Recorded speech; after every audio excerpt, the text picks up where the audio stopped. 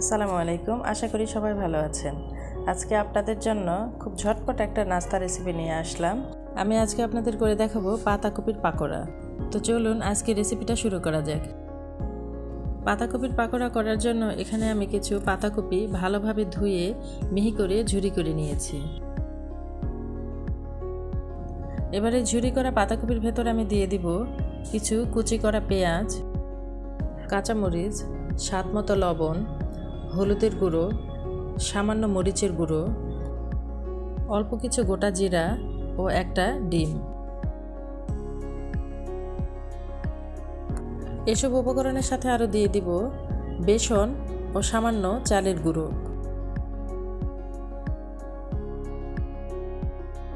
এবার সবগুলো উপকরণের উপর সামান্য একটু পানি ছিটিয়ে দিয়ে মেখে নিতে হবে।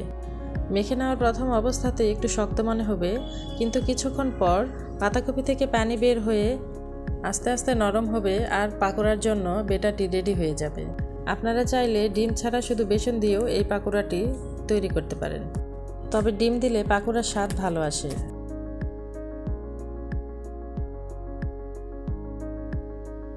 আমার সবগুলো উপকরণ মেখে নেওয়া হয়ে গেছে, আর এ পর্যায়ে লবণ টেস্ট করে নিতে হবে। এখন আমি পাকোড়াগুলো ভেজে নিব।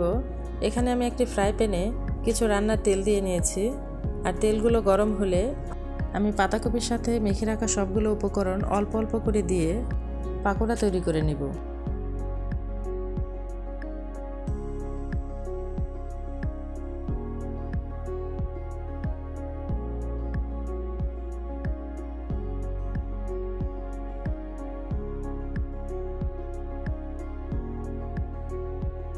পাকোড়ার এক পাশ ব্রাউন কালার হয়ে এলে অন্য পাশও আমি ব্রাউন কালার করে ভেজে নিব।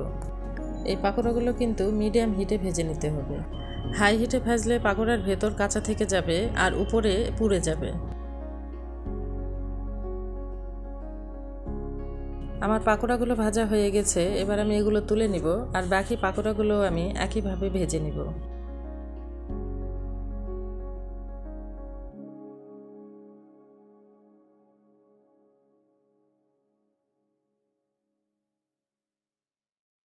আমার রেসিপিটা ভালো লেগে থাকলে বাসায় ট্রাই করবেন, আর রেসিপিটা কেমন লাগলো কমেন্ট করে জানাবেন।